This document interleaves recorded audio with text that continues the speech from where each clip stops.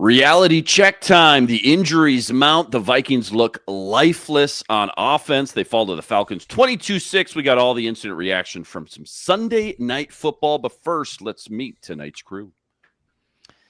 What's up? It's Sam Ekstrom of Locked On Sports Minnesota, and I volunteer to play center. I will play tackle next week. I am versatile. Ron Johnson, former Gophers and NFL wide receiver. The best part of my night was I got to hang out with Robert Smith, former Viking, and Jared Allen. I mean, he had a gold coat on, so that was a fun night. And I'm Luke Braun of Locked On Vikings. The Vikings put about as much effort into this one as I did into my background today. Skol! It's the Viking Squad. Everything Minnesota Vikings, every week. Breaking down all the big hits and game-changing plays from the land of 10,000 lakes. The way only the Locked On Podcast Network can. It's time to gear up. The Viking Squad Show starts now.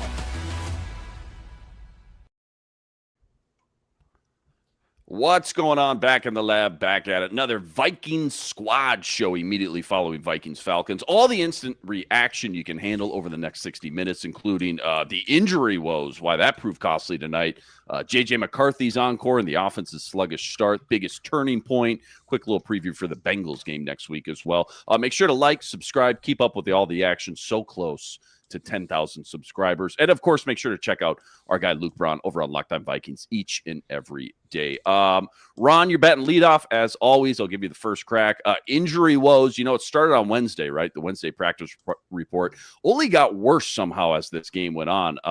We'll rattle them all off here in a minute, but 7 bad quarters of football for this offense now. 6 points at home tonight. Couldn't sustain drives, couldn't protect their quarterback. 1, maybe 2 explosive plays all night. Short yardage was awful. Third downs wasn't great. You go 0-4 in the red zone. No magic tonight, Ron, unlike last week. What's the number one thing on your mind right now? That we get to play Jake Browning next week. That is literally what I'm worried. I cannot wait We are for that. literally on to He beat us We're last on to week. Cincinnati. I know, but Jake Browning's coming. His girlfriend's probably going to show up wearing like a onesie or something. I mean, they got Kirk Cousins in the building this week. They got another former quarterback coming next week. I mean, this is just what former Vikings can show up into the stadium and probably walk away with a W. Right away, Mike Hughes' I could revenge tell. game. Yeah. Right away, I could tell that the Falcons did not want to subject Michael Penix to any type of Brian Flores games. Like, he came out the gate saying, let's try to establish the run. Last week versus the Bucs, they tried to run the ball, didn't work. They just pass, and they spread the Buccaneers out. I don't know if that was an Antoine Winfield type of thing. Let's keep him busy. Josh Metellus on the tight end. I don't really understand that man-to-man matchup. I get it's a tight end against a safety. Josh Metellus on Pitts. Kyle Pitts, by the way, senior. That just, like, he's not ready to run quick game as a defensive back. Like, that's not where he's built for. He's built to be in that box. He's built to maybe cover running backs in the flat. That the whole bit just did not look right. But they ran the ball down the Vikings' throat. Like, they came out early and said, we're going to run the ball more times than we've ever ran the ball and deal with it. And that was what I did not have that on my bingo card. I apologize to every analyst that says stop the run. I was like, the Falcons don't really care about the run. Oh, they cared. They did not want Michael Penix to have to deal with Brian Flores. And so it was terrible. I mean, honestly, being in the stadium, the best thing was the new, there's the wristbands they gave out. And on that, I don't know if it was third quarter. I don't know if they showed it on TV or not, but the whole stadium went black. And there was an announcement from The Purge of there's been a blackout. It's like these, and then all of a sudden, all the wristbands start lighting up. And they had purple and yellow, and then it went white. It was cool. That was the coolest thing I've seen. And then, literally, after that, bad play. It went from that to I think it was a turnover right away. I'm like, we're supposed to get the crowd hype. And you literally just turned the ball over. So it was like, okay, don't do that again. Let's throw that in the trash. Yeah, the fourth quarter sequence of events, compared to Chicago, where literally nothing went wrong. I mean, tonight, first play of fourth quarter, fumble, turnover. McCarthy, thank God he didn't snap his leg. That would piss me off that so was much. That was a dangerous. How do you let number 96 go in on blocks? Do you think he's going to cover? He's number 96. And that was what our are you looking at? our healthy side of the line. Let that one Right, through. nobody looked at him. Yeah. How do you do? O-line got either destroyed. the protection call got messed up or Brian O'Neill just like busted it. Either way, it is an unfathomable mistake, even with a second-year center. He's wearing 96. He's rushing the passer. I should just like give the floor to Luke Braun to rant more about the offensive line, because it was two linemen got hurt. The backup center couldn't snap the ball when he got in the game. We had bad exchanges. The starting center couldn't snap either. They fumbled 2 snaps with Ryan Kelly. I'm losing my mind. This is supposed to be a fixed group. Braun's hitting that extra octave right now. Just keep he's cooking, losing Braun. his mind. You know he's losing Keep his cooking. mind. Yeah, because the false start, the one where the entire line false started when they were in the red zone, I think that was the center's fault, because JJ I think so, McCarthy too. even He started didn't backing snap up the as he ball. thought the snap was coming, and Yeah. the center didn't snap the ball. So because I was sitting with a couple Vikings executives at that point because I was down in their suite, and that happened, and they were like, "Oh man, like I can't believe Brian O'Neill," and I was like, "Whoa, let's watch this replay," and I was like, "No, that's the center. The center screwed that." And then one guy was like, "Wait, who is Jurgens?" I was like, "Oh, yep, this is." Oh no. Here we go. It's like, yeah. So yeah, Jurgens I don't think he understood some of the snap calls or what JJ McCarthy was trying. I don't know. I have no idea. But Luke's right. That was bad. Like, how do you not snap the ball at that point? If the entire offensive line knew you should be snapping the ball, how did the center not know you're supposed to snap the ball? And at that point, it was just downhill from there. They were just done after that. Yeah, I mean, evidence of the lack of physicality, lack of organization on the offensive line. My live tracking had the Vikings at 3 out of 10 converting short yardage plays. Jesus Christ, man. Down or a touchdown. I think almost all of them were 1 or 2 yards to go. There was a 4th and 1 botch snap, a 3rd and 2 sack, a 1st and goal fumble by McCarthy. That was just kind of a botched pitch thing. There was a delay of game, which is not part of the 3 of 10. Completely disastrous on every front. But I blame the referee on that delay of game, though. Like he should have gotten out of there. What's the rule on that? I don't get it. The problem is he has we to don't wait get for the see on defense to be TV. ready. I don't know what you saw in So the why doesn't stadium, the Ron, defense just but, take their like, time until 4 seconds left on the play clock? Yeah, was There's that gotta like be a more really to it late than that. sub or something? Yeah, so there's gotta be more to the Vikings did a sub, and the Falcons didn't notice it, and so then they get their time to sub a guy in, and so the referee was like waiting for that guy to get set, and so everybody in the stands, everybody in this whole stadium is like screaming like, "What the f?" Like, like people are like, "Get the f, get the f out of there!" Like it was just every expletive you can think of was screamed at that point, and then the crowd started booing. I don't know if they were booing the team or if they were booing the referee, but I was like, oh, this is about to get bad. And then it just kept getting worse. It never got better. Like it kept getting worse. I think most of the people, I thought people were going to leave a little bit sooner, but I feel like most of the people just wanted to like be in the misery of this, to be like, look, like this is what we wanted. I paid good money. Minnesota Have a love good time. we're back home. Oh, thank God. We don't have to have expectations anymore. Sweet. I can fire up my mock drafts. I don't have to care about the team. Oh, relief. Let me throw this out before we get to the biggest turning points. Chicken or the egg here. Your rookie quarterback. I'm calling him a rookie quarterback. Your rookie quarterback under constant duress, couldn't get comfortable. More on the coaching staff, aka KOC, for not making some sort of adjustment, or just didn't have the players, just didn't have the talent, just didn't have the personnel. Did they ever to be able to chip do to what they School's wanted side? to do? Like, did they ever give him help? Felt like it was just one-on-one getting destroyed. Although I will say, after the holding penalty, Walter Rouse did kind of outplay him, which, like, He did. maybe we should have considered that in August, fellas. Yeah, He did. We should have given that a shot, maybe. Like when you look at Darisaw and you think about what they're missing, it's that. It's like the fact that your rookie Donovan Jackson is having to help and talk to your veteran tackles. Like he's supposed to be getting help from Darisaw. And so, I think number 27, he came through and he just he didn't manhandle Donovan Jackson, but it felt like Donovan Jackson assumed he was going to have like some type of stiff arm from somebody else to help him out, because he just kind of let the guy go in and then he, comes up with a sack. So it was miscommunication. I feel like, I think Lukey brought it up, the number 96 coming in scot-free. There's something fundamentally off. What are you doing? Yeah. There's something fundamentally off with like who they're labeling as the mic in those situations.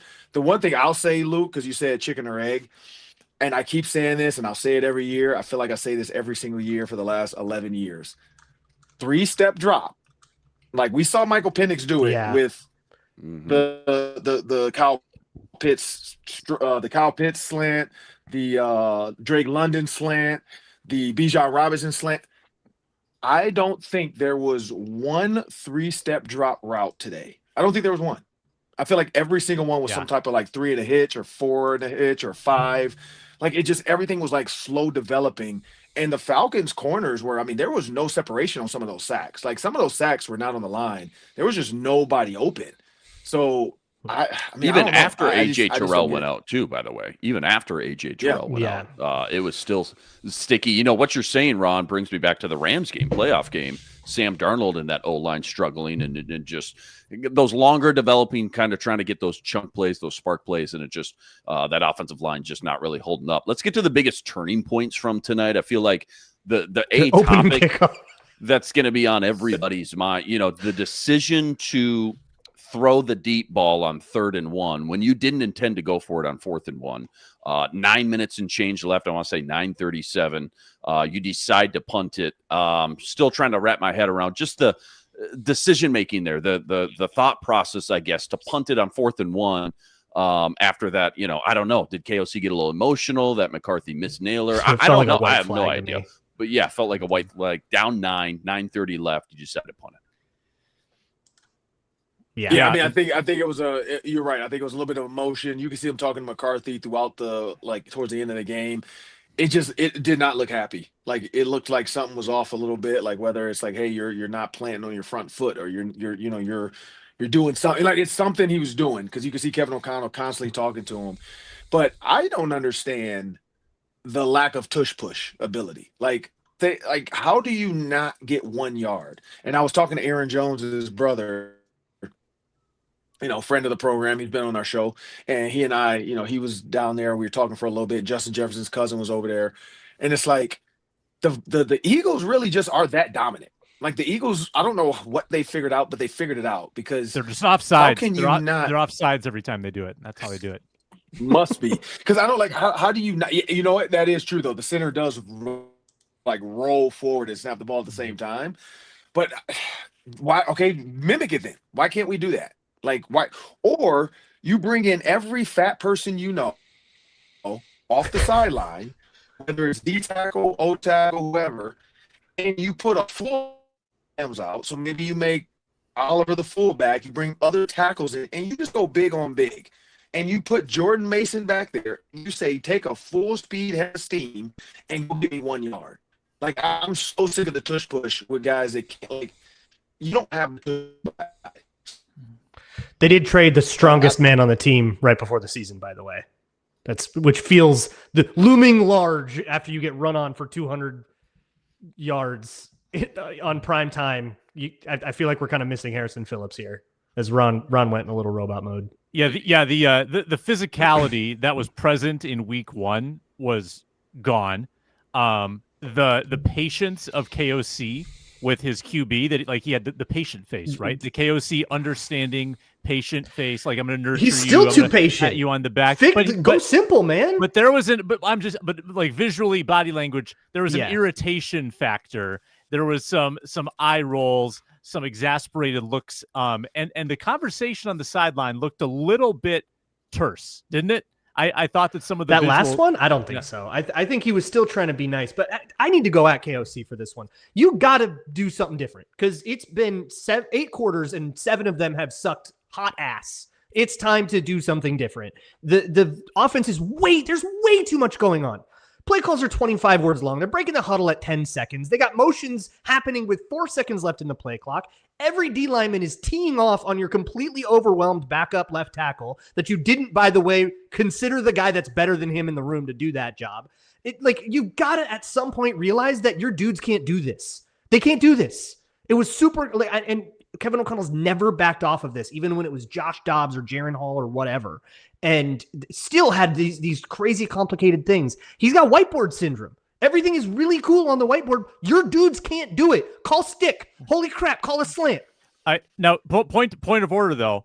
He does come out of the gate with the worst offensive line, arguably, to start last year, and Sam Darnold with one offseason.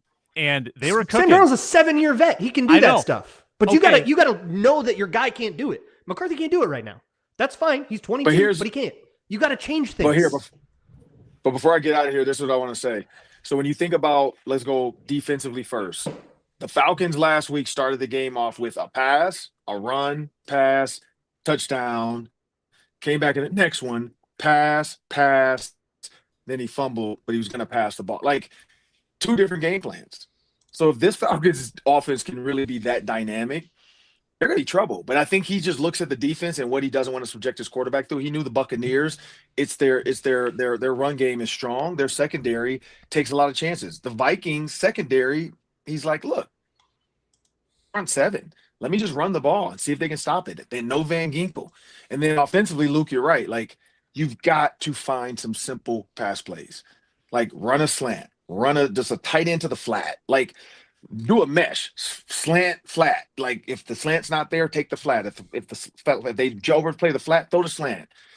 There's none of that. It's literally just deep meshes and trying to run over routes and, long developing plays. And you're asking your offensive line to do a lot, and they're kind of like a Band-Aid offensive line right now. So where is the panic meter? Concussion protocol now. So what the heck? Yeah. I do want to. I want to rattle off all the injuries here. Maybe we'll do that next. But where is the panic meter based off what you're describing here, Luke? That KOC is not doing enough to make this scheme easy enough to open up some easy completions, right? Lean on the run a little bit more and putting too much on McCarthy's plate. Where's the panic meter when it comes to, JJ McCarthy? And we know that growth isn't linear in this league week to week, but this is clearly a little bit more on KOC, or at least we're having a good vent session here right now about KOC. The panic meter, mad. though, as far as the KOC, JJ McCarthy relationship, I guess. Where's the panic meter at going into week 3? Yeah, look, tonight you get to be like, they're going 1-16. Nobody can stop you from doing that. Okay, tomorrow we'll try to be more sensible. But it is, I think, a key hallmark of every bad thing that Kevin O'Connell has done. Like every time the team has fallen apart, has been they are breaking the huddle too late and they are getting into play clock trouble. This has been an operational issue with Kevin O'Connell for a long time. You gotta fix it, man. It's not like there's a short leash on Kevin O'Connell or anything like that. The organization loves him. He just one coach of the freaking year. Yeah. But you gotta understand better what your guys can't do. Hey, there's too much Wes belief in the people. Remember when Wes went up in the booth and they rattled off like 5 wins in a row? I was wondering that too. Let's get a Wes check. I don't know. Nobody's really reported on that. Somebody check in on Wes. Where's Wes at, man? I think he's on the field. I think Wes is on the field because he was down on the field right after the game. Why would they do that? Hands. Oh, okay. All right. You got to have more voices in the quarterback's ear, as if he doesn't have enough verbiage with the 1,700 word plays that KOC gives him. It's just Gruden, slow. He's getting a little Gruden-esque, man. He's getting a little Spider 2Y banana on him. A little too Gruden-esque on that whiteboard talk, man. And that leads stuff to get wrong. Like, okay, one of the first plays of the night, I was like, this is going to be a bad night. It was just a quick throw to Jalen Naylor for 2 yards. I think first it was play of the game. Literal first play of the game. First play of the game, yep. That came out so late that he couldn't turn it up, even though the play worked out really, really well. Yeah. There's a bunch of reasons that could happen. Naylor maybe is supposed to slow that down. McCarthy's maybe supposed to throw it faster. Maybe it's because the play clock was, I didn't see what the play clock was, but if you're up against it, maybe you're going to rush that motion and then your momentum and the timing's going to be off. Those little operational things matter a lot and they cascade. You're 1 yard too deep and suddenly it turns into a pressure. That pressure turns into a sack and then suddenly your head is totally out of it. And so if the reason I don't think I'm going to click the panic button too hard is because all that stuff is very much about inexperience. And, these little details are going to be a thing that come next year, you have to expect that it will be a little better, but that you just hope get a little better every game and every game and every game. But I think it's really all the good vibes that I had going into this year have completely gone out of the window. They've sucked Dookie for 7 out of 8 quarters. Just horrible for 7 out of 8 quarters. I can't be excited about that team, but I can now refocus and get into the mental headspace of okay, this is a developmental thing. This is now the rebuilding year that they've been avoiding for so long. Okay. But that's where I'm thinking now. Congratulations on your 6-win team. That's where I'm at. Am I panicking? I don't know. It's already over. Do you panic about a house that already burnt down? If you don't have good insurance, I guess possibly. But at this point, that insurance looks like Carson Wentz, I suppose, or Brosmer. Get Brosmer in there, right? I mean, if JJ McCarthy does like flame out and in 5 years he's on his fourth different team, like I don't think anybody who's responsible for that's in the building anymore, right? No, 100%. Lots more to get into. I want to rattle off all the injuries that mounted. Dudes just dropping like flies. Plus, what we loved, what we hated. That's all coming up right after this.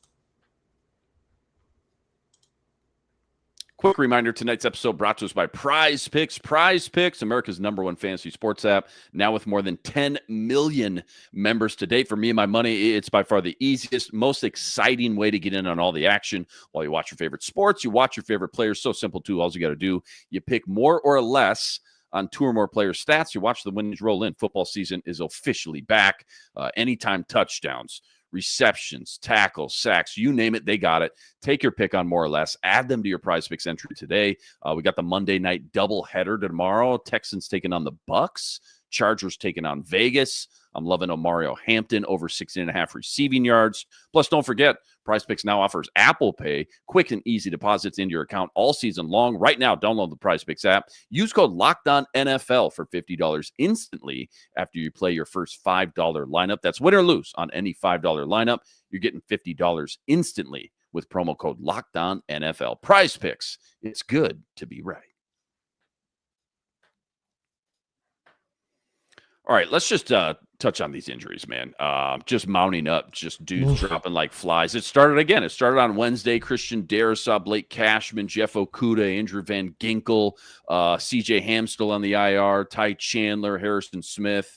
Help me out. Rattle out the dudes that dropped tonight. Ryan Kelly, we talked about that. I mean, we literally sat here on the Thursday Squad show and talked about who is the guy you're most worried about on this injury report. And Ryan Kelly ended up playing, but we all said, for the most part, Ryan Kelly, if that dude goes down, because the drop-off, I don't think Michael Juergens gets a completely unrelated concussion. Like, sure, man. Yeah, of course, whatever. His at fourth that point, sure. documented concussion, too. Seifert had that. Great. That but could be more than 1 week. The drop off to him to Juergens, man, I'm telling you, I don't think Michael Juergens is the NFL center. Not at this point, anyways. Maybe he can develop and turn into some sort of journriman, that we've seen in the past. I don't actually know if I agree with you. I saw what he did in the preseason was a lot better than it was last year. I'd give him a week and let's see how it goes. I actually think that could be better than we think, but like, I'm not exactly going to put any eggs in that basket because he did take some pretty nasty L's today too. For sure. Coming in cold off the bench. So Ryan Kelly, so we'll put a pin in that. We'll talk about that maybe next week on the postcast after the Bengals game. But Ryan Kelly, Gabe Murphy, sounded like he walked off on his own power, but didn't look good. Yeah, knee injury didn't look good. Walter Rouse obviously came in for Justin Skule. Was that a concussion as well? Did Skule go out or did they just replace him? Was it a head injury? Okay. Aaron Jones with a hammy. Jonathan Grenard got banged up. Luckily, he came back 1 or 2 plays later. That was good. Who else am I missing? Am I missing anybody at that point? I've rattled off like a third of the starting roster. But and then I think you got to ask: do you finally get Harrison back next week? Do you finally get Darrisaw back? Yeah. And I think a good chance at Van Ginkel. You might get 3 key pieces back, but even then, you're still missing Cashman, linchpin on the defense. Still missing. Probably Kelly, if it's a concussion. Yeah. Still missing Ham. Still missing Okudah, which I don't think that the Okudah thing killed you tonight. But Aaron Jones, hamstring. I mean, sound the alarm on that. I know that the Jordan Mason is Ty Chandler going to be ready too? Are they going to be down? He's IR. Chandler, and CJ he's on IR. Xavier Scott. It's Xavier Scott and Jordan Mason. Yeah. Boy. Yeah, this just didn't look like, and granted, I mean, so many injuries, there's only so much you can do. It just didn't look like the roster they built in the offseason. It looked like a patched up unit, just trying to hang on, just trying to get to, through the end of this game, to be honest. Yeah. And the chat's saying too, McCarthy banged up a little bit. Had to get his ankle taped. Yeah. So this was a demoralizing defeat emotionally, and cautioned against this, on the squad show this week too, saying when you come off a win like Monday night, so emotional, exerted so much, you hear everybody talk you up, and you're riding that wave on a short week on a banged up team. You got to be on your guard. And we've seen this with KOC I'm teams. So sick of hearing about this, man. What, the emotional game letdown? Oh my God. Can we just have 2 good days in a row? Can we not like completely crap down our pants, like watery fill our socks with brown the second we have something good to us? For once, can we have 2 good days in a row? I'm so sick of hearing about it. It's such a bad excuse. Braun just moved into his new spot, game. and he's already on night 1. He's going to get a noise complaint from the neighbors on night 1 already, and he's going to say, "Hey, Vikings fan, man, someone's knocking on the ceiling with a broomstick. They're like, right. Clomping around with their Doc Martens up there." He was number 96. You know, Luke, I mean, you had a a good bit, I don't know, August, summertime, that the injury luck was going to regress back to the mean this year. They had great injury luck last year. People on Twitter had some really interesting words to call me over that. Well, of course they did. I mean, summertime, right? Well, assuming they were humans. I mean, you made a lot of good points, though, as far as like all the guys that they brought in, though. I mean, all had red flags with injuries as well. Not saying that all the guys that have been injured in week 1 and week 2 are all those guys, Jonathan Allen, Hargraves, Will Fries, guys like that. But it just, at this point, 2 weeks into the year, how much did we sit on the squad show and talk about this is a very top-heavy team? The starters look great. But if dudes start to drop like flies, the depth is going to be tested. And after watching 3 games in the preseason, we weren't loving what we were seeing as far as the second and third team unit goes. And here we are heading into week 3. Granted, Bengals are saying the same thing without Joe Burrow, but nonetheless, that's the NFL, I guess. I guess if this is going to be the year where your young quarterback learns how to call an offense, it's probably a good one to have your injury bug, I guess. Yeah.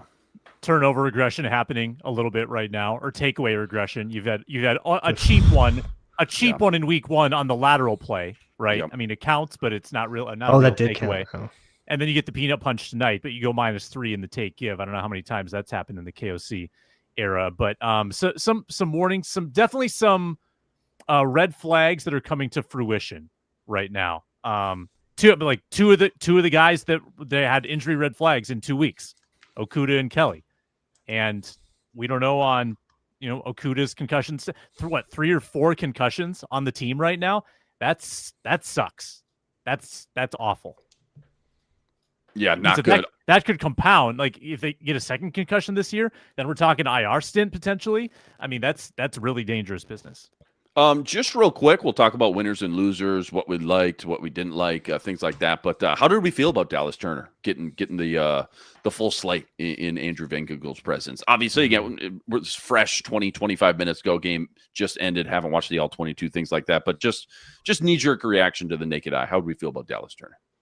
I didn't get a great look.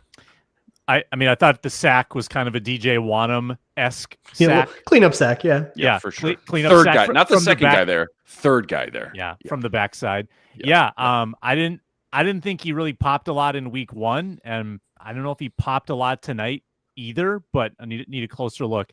I did not think it was a good night for the defensive line in general. Had a couple. There were some interior guys that had some good reps. Jalen Redmond, I thought, had some nice plays. Grenard, once he came back from injury, he was flying around a little bit, but they got bullied. Eric Wilson made a couple plays, but this is going to require an all 22 look to see if the defense, did they play well tonight or did they not? Like a lot of stands in the red zone, a lot of bend but not break. In the end, you give up 22. You kind of get physically outmatched. You also were on the field 37 minutes, so maybe that's to be expected. End of the game, and you're letting them walk in the end zone for a touchdown intentionally. I think Braun, I give the defense about a 6.5 out of 10. I mean, you still got to stop the run. You got 200 rushing yards on you. You got the crap kicked out of you. That's getting smacked in the mouth. That is embarrassing. I don't care that it was only 22. The Falcons shot themselves in the foot a bunch. They had like false starts bailing you out and holding penalties bailing you out. You got the crap kicked out of you up front. The reason that it didn't show that much that Dwight McGlothern was in the backfield because all the corners are hurt and they didn't sign any this offseason is because they never had to pass the ball.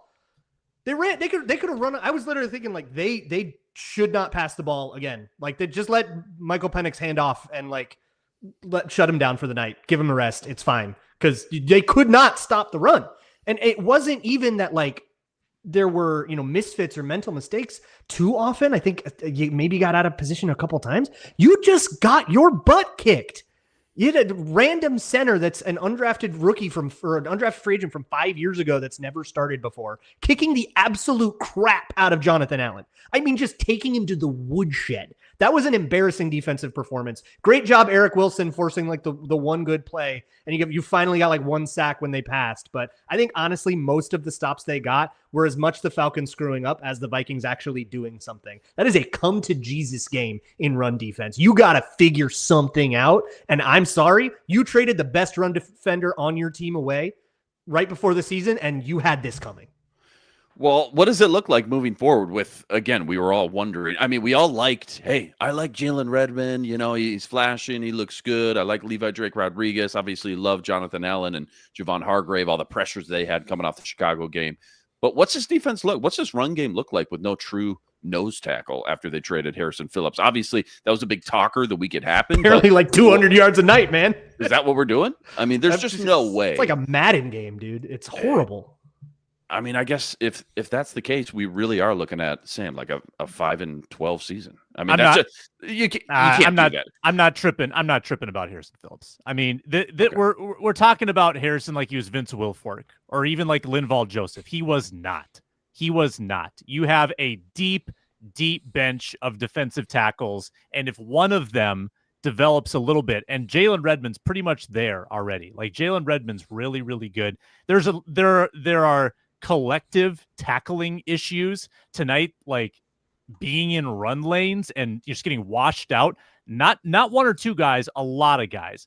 I think that you've got some collective schematic issues to address. I don't think Harrison Phillips is radically changed. And in fact, I would sacrifice a little bit in the run game if you continue to get some interior pressure on the quarterback.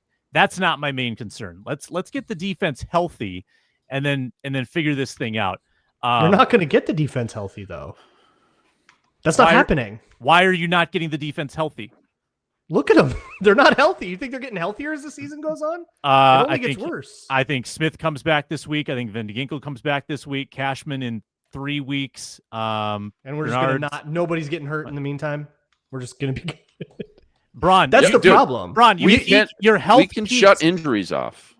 Yeah, exactly. We're talking about Madden, right? That's yeah. You've never heard of the team getting healthy at the right time and getting hot. That's never happened before. It happens all the time. We can rely on it though. That's the concern is like you do not typically get healthier as the season goes on, which is why it's remarkable when it does happen. But I think the concern for me is that this is a maligned offensive line that pushed you around. You just can't have that happen again. I think guys just have to do it. You have, maybe it's time to like activate Taki Taimani or something. You need somebody over 310 pounds on that line. You can't have a bunch of pass rush specialists.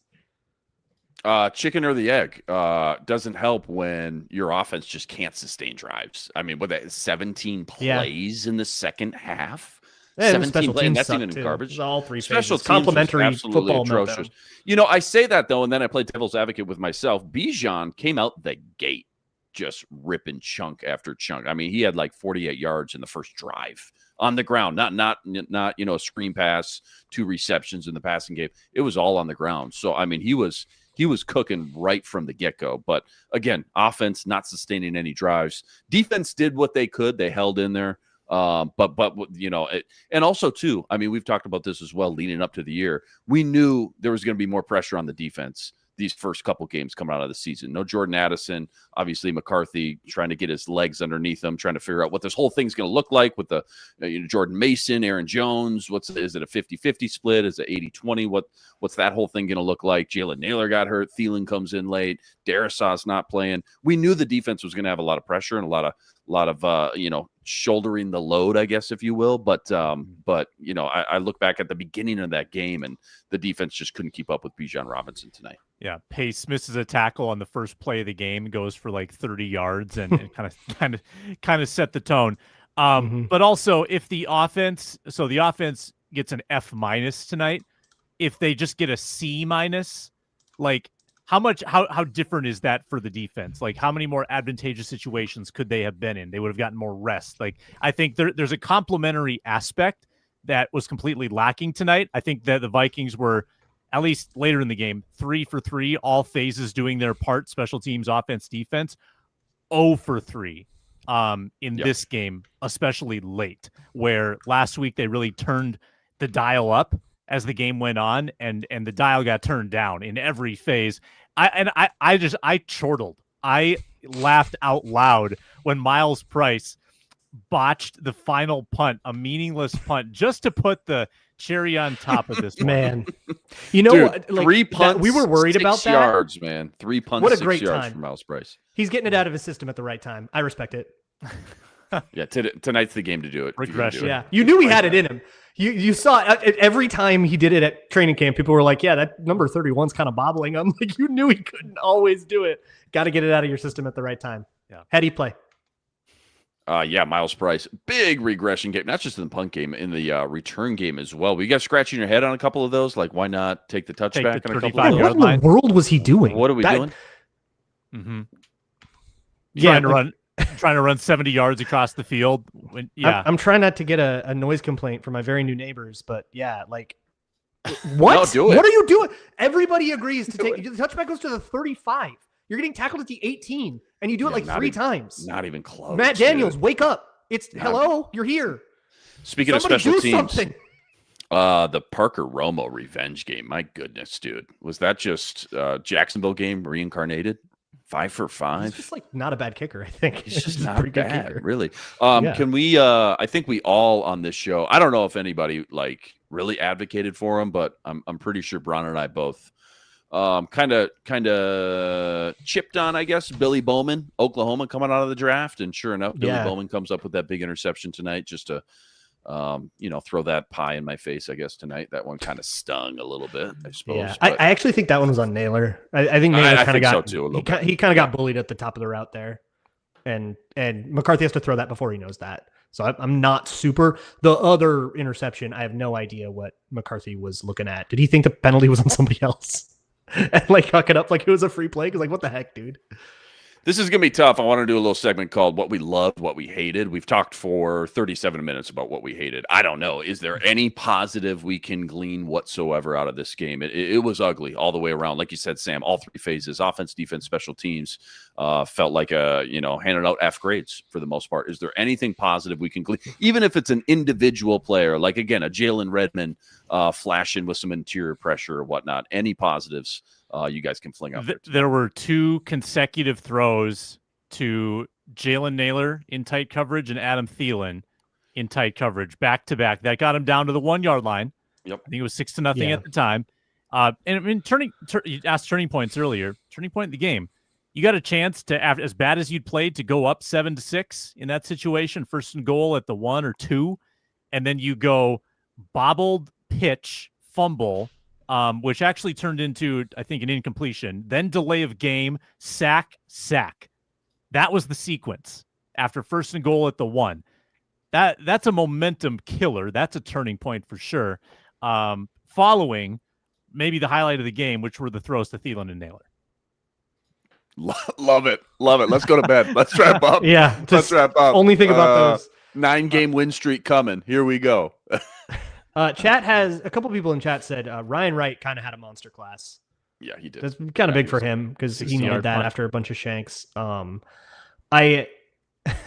also shout out Ty Felton on special teams. I don't think it quite soothes the sting of a dude getting that got taken like 20 picks after him, picking you off at a position that you've like kind of really badly need. But hey, at least he was a pretty good punt gunner. So, if you drafted Dan Chisena in the 3rd round, at least you got Dan Chisena. How about the 2nd straight week with a like sub 30-second field goal drive before the end of the half? Yeah, big breakdown on the back end from the Falcons. Big shot to Justin Jefferson. And I think this corroborates the take that I had that things are way too complicated because the Vikings are only simplify good it, man. Yeah, they're only good when it's just got to be something. Just run a staple. Just get up, Yeah. run something you can communicate quickly. Maybe we should try to incorporate some of those ideas in the down-to-down thing, right? Maybe get a little bit more simple in the huddle and just run the things that you know these guys can run. Do what you can execute instead of trying to outsmart everybody in 5D chess. Do stuff you know that you can execute and challenge the defense to stop it when it is executed well. But it's easy to stop something that's executed poorly. You just don't do anything and watch them fall apart. If I made you guys pick one, what did you guys hate the most? Is it, for me, it's maybe how fragile this roster is, talking about just how these injuries are piling up. Luke's right. This is a gauntlet. This is a grind. 17 games now. It's not 16. I know it only sounds like it is only one game, but it's a lot of football and guys get dinged up. It's so hard for guys to play 17 games healthy. Just how fragile this roster is now, especially after this game now too, going into week 3. That and then not being able to stop the run and not being able to protect your quarterback. I mean, very staple foundational things for any successful team in this league. Those ones are tough. And we'll see. Again, it's all fresh. It's all raw. This game just ended 45 minutes ago. We'll see how I feel tomorrow morning. Watch the L22, flip on the replay and whatnot. But those things are really, really tough to watch 2 games into the season.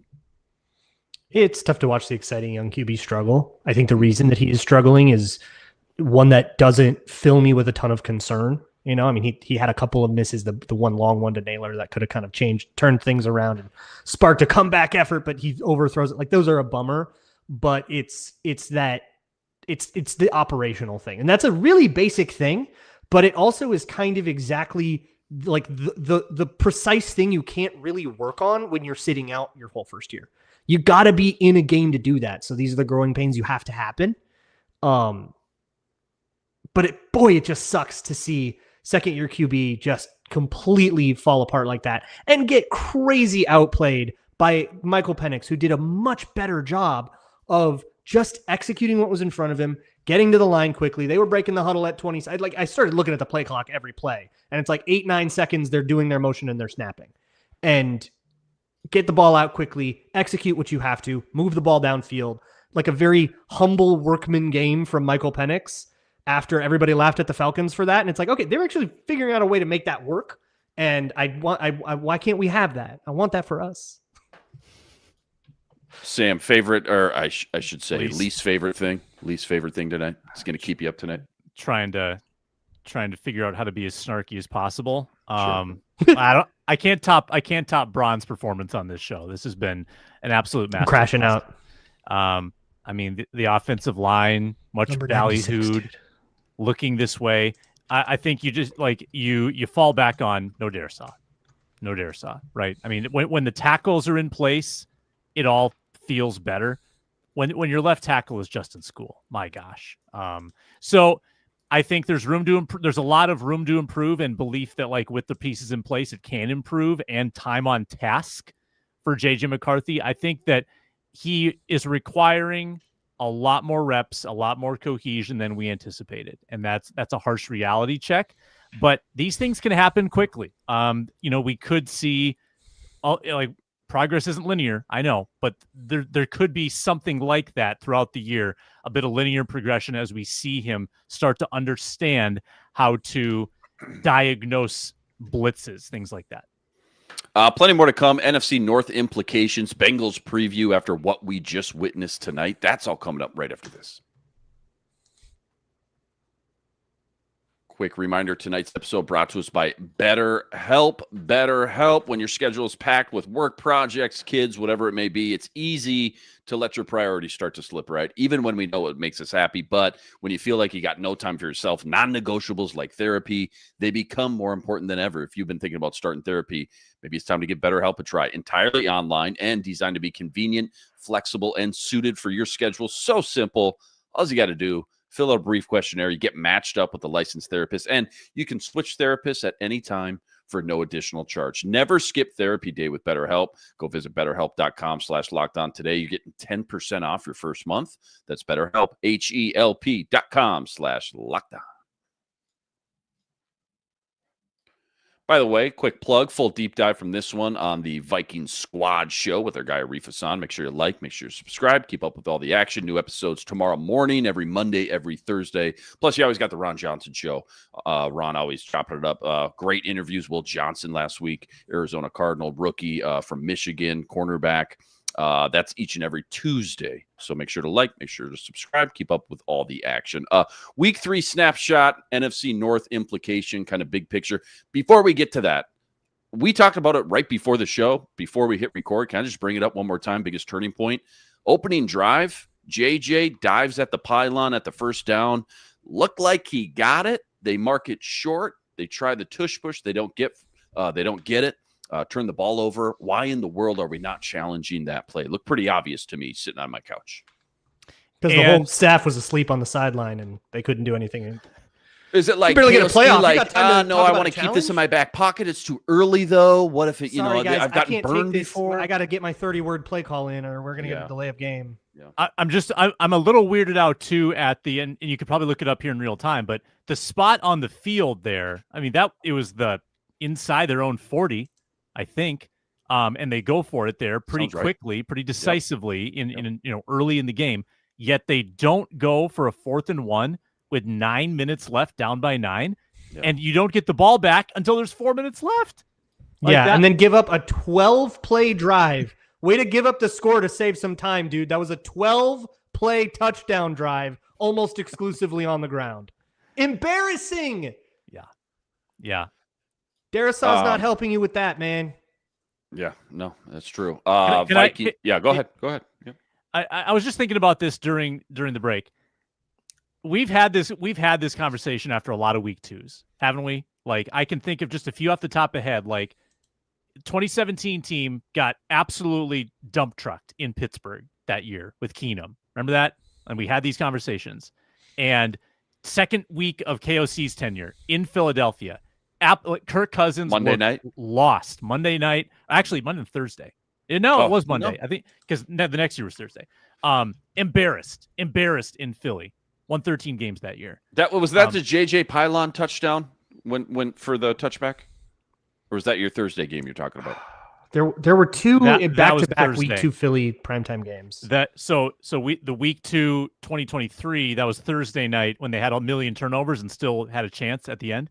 Got it. They were much worse the previous year. My point is that it's all black and white. It's all black and white this time of year, and you freak out after the first loss, and you pat the team on the back after the first win, and you need a greater body of work. I just wanted to... So to your point here, Sam, that's a good segue. Like, is this a one-off injury game, quote unquote, or is this more of a sign that the lack of depth, I guess, could derail this season if the reinforcements don't step up here pretty quickly?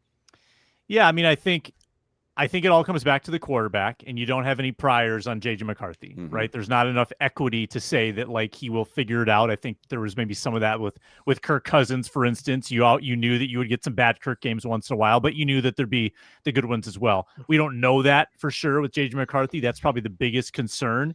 The injury count, I wrote down 1, 2, 3, 4, 5, 6, 7, 8, like 12 guys right now that have legitimate injury concerns, whether it's lower body concussions, long-term recoveries. I mean, most of them are starters. Well, if you consider Justin School, a starter because he's filling in for another starter, or someone like CJ Ham, who's kind of a 15 snap a game guy, but an important 15 snaps. Like, these call him a starter. Yeah, 12 of the 30 important players on the team. Yeah, it's legitimately concerning, the count right now. But I think there's belief that a lot of them will return and hopefully get to a better spot. If you can't stop the run and you can't protect your quarterback, any quarterback, let alone, albeit a rookie quarterback for the most part, you're not going to beat anybody in this league week to week, not consistently anyways. You might get lucky, you might pull some magic, late game heroics, things like that. But McCarthy's learning curve probably showed up tonight more than we maybe expected coming off the Chicago game. But I feel like the bigger issue may be the veterans around him just didn't make his life any easier, nor did KOC, the head coach, for that matter, as well. I don't think, like, the usual cope of, like, well, there was 60% pressure, we can't blame the quarterback for playing poorly, is, like, usually pretty solid. Like, pretty much anything over, like, 45% pressure, you kind of can't play quarterback. That's, like, the rule of thumb. And they were at 60. It was insane. Yeah. But I think the better, like, if we want to find something that can, like, we can take forward and say, hey, long season, it's going to be all right because of this. I feel like the better answer is this is exactly what they needed. If you go back to last year, since they poured a bunch of water on Sam Darnold's head, they've been putrid bad for 15 out of 16 quarters. They are on an absolutely horrible slump right now. But the first couple games you could write off and say, well, we've changed this position. We don't have Cam Robinson anymore. No more Ed Ingram, right? We got Ryan Kelly instead of Garrett Bradbury. We fixed the problem. We got this young QB now. And you could kind of write those off. And last week you could write it off because, well, they won the game, right? How mad can you be? They figured it out. Clearly they got some momentum going. But I feel like you can't with this one. There's nowhere to hide from this game. It was on national TV and everybody saw you poop in your pants. So now I feel like that's the thing you need. It's stinky, man. It's rough out there. But maybe that's exactly what Kevin O'Connell needs to finally look at his young quarterback and say, maybe I can't call the PhD offense just yet. Maybe this is what finally gets him to make adjustments. I love that Kevin O'Connell believes in his players so much. I think that's beautiful. I think that's awesome and has led to a lot of success. But he just believes too much in these guys' capability. They can't do what you need to do, and it's not on them. You have put too much on his plate, very clearly to everybody involved. And you just put up 6 points. There's nowhere to hide from that. So change it. You got one of the an ailing defense that just got absolutely worked by the Jaguars for 3.5 quarters. You have them coming to town. They got a backup quarterback. Hopefully those guys aren't hanging 40 on you. Figure out a way to move the ball. I don't know if it's what you want to do, but you got to find something that works because the PhD offense doesn't. Some updates from the press conferences.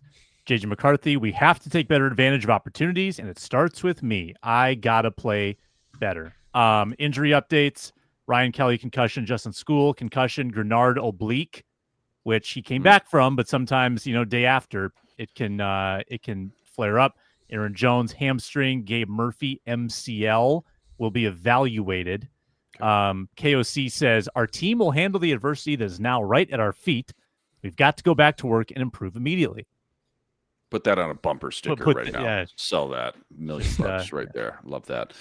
Real quick break. When we come back, week 3 snapshot, NFC North implication.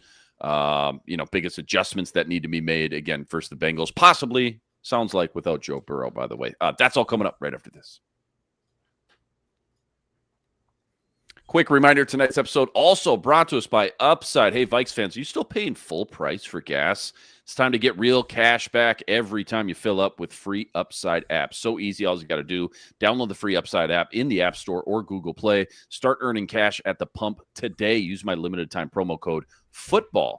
You get an extra 25 cents back per gallon on your first fill up. You can make an extra $300 a year just from buying the gas you already needed. Not going to lie, at first, thought it was maybe too good to be true, but it's legit. Real people are getting paid just to make their daily commutes, and now you can too. Plus, you can cash out to your bank account, PayPal, e-gift card, Amazon, other brands, anytime. Don't let this offer drive on by. Download the free Upside app. Use my limited time promo code FOOTBALL for a limited time 25 cent per gallon bonus. Promo code FOOTBALL. Offers vary by user and location. Go to upside.com for terms and conditions. All right, real quick snapshot, week 3, finally. Just your normal standard noon game at the bank. All is right with the world again, hopefully. And then, before they're off to London and Ireland right after that. But when you look at tonight's game, let's simplify it. What's just the number one, way too early, number one storyline you're already starting to think about versus the Bengals? Chris in the chat, Cousins QB1 Bengal next week. Oh my God, that's so true. No, Jake Browning's money. Jake Browning's like one of the best backups in the league, is he not? They do like Browning a lot, but that would be the Vikes. He got a win today, and he led an incredible late drive, but he threw 3 picks. But I think if that could totally happen, I don't know if it happens this week. Because I don't think they do that after a win, right? They got to find out if Burrow's really going to be out 3 months, right? If he needs the surgery or not, first and foremost. How many days does that take? I don't know. Does that take tomorrow by noon they'll know, or does it take a couple days?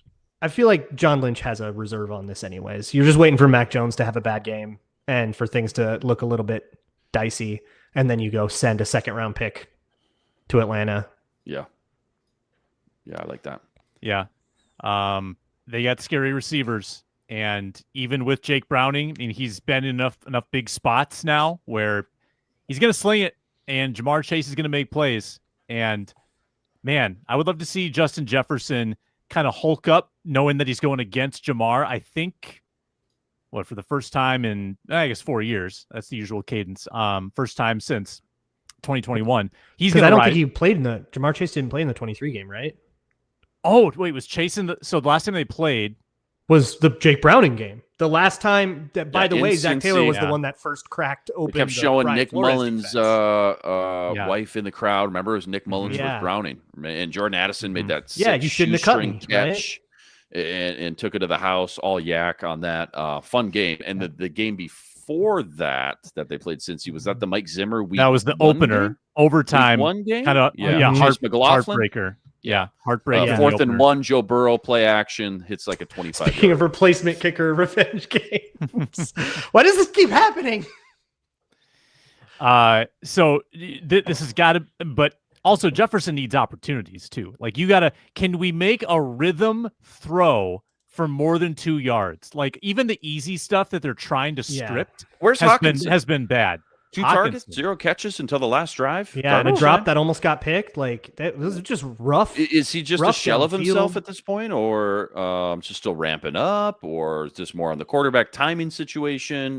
Because that is supposed to be, especially as we talked about with Addison out these first 3 weeks, that was supposed to be like your number 2 weapon in this offense, and he's been totally non-existent.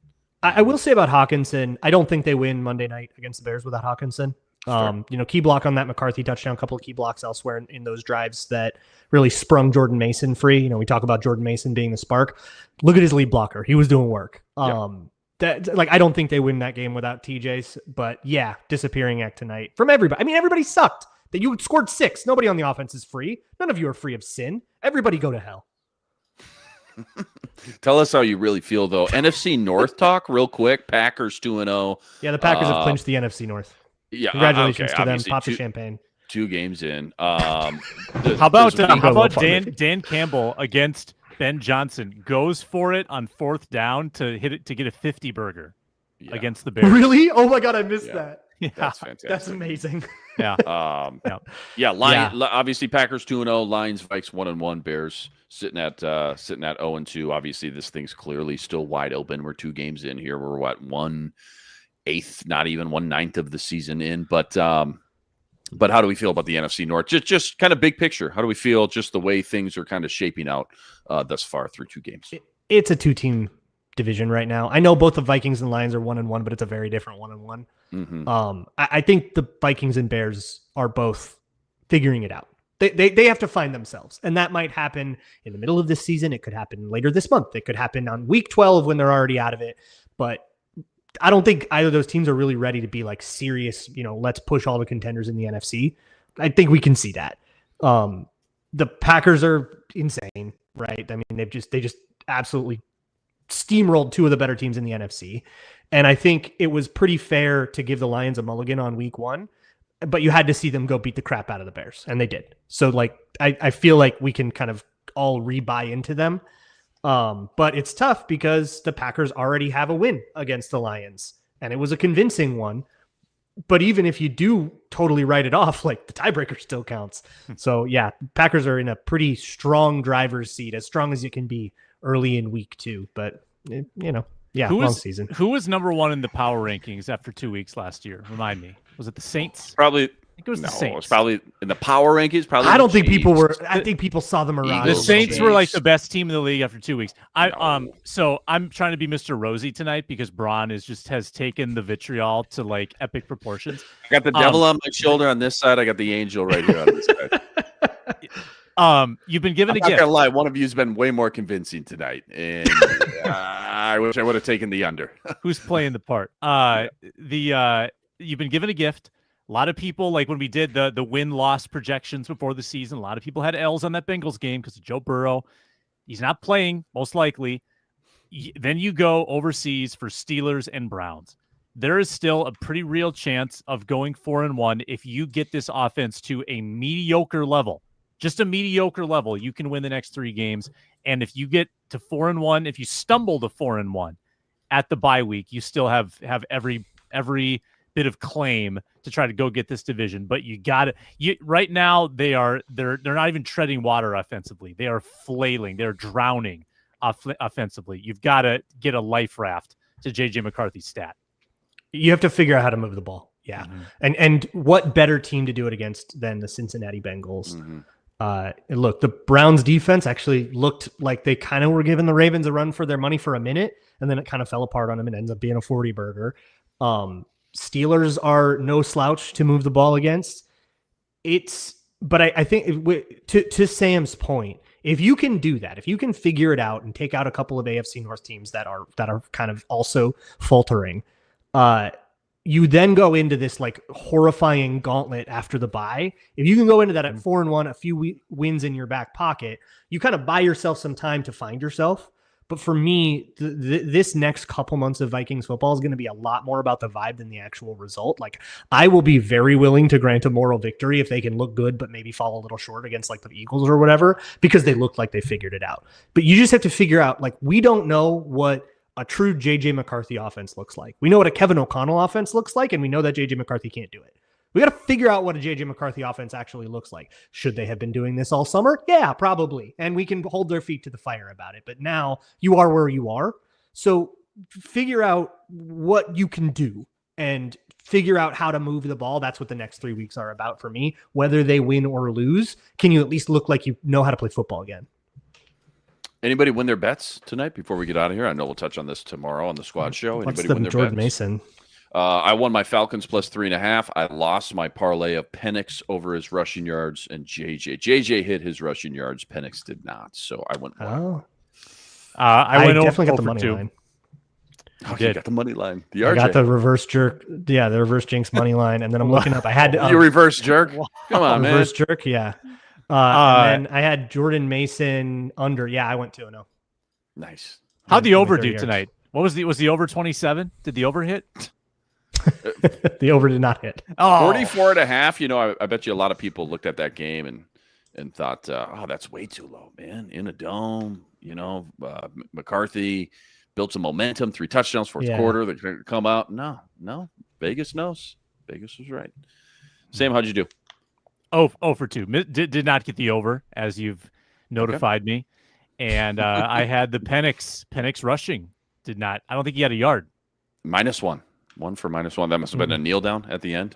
I shut my TV off for. Yeah. Vikings get dismantled by injuries, more offensive woes, couldn't stop the run. Special teams was garbage as well. But besides all that, looked pretty good. Final score versus the Falcons, 22-6. They dropped to 1-1 on the year. A huge shout out to all you guys, all the everydayers out there that always make us your first listen. Go check out Ron Johnson Show each and every Tuesday. Luke's always crushing it over on Locked On Vikings. New episode again, Viking Squad Party, dropping every Monday, every Thursday morning. And of course, make sure to like and subscribe. Help us get to 10K. We'll see you back here in a week. Vikings, Bengals, Jefferson versus Chase. Until then, thanks for staying up late with us. We'll catch you next time.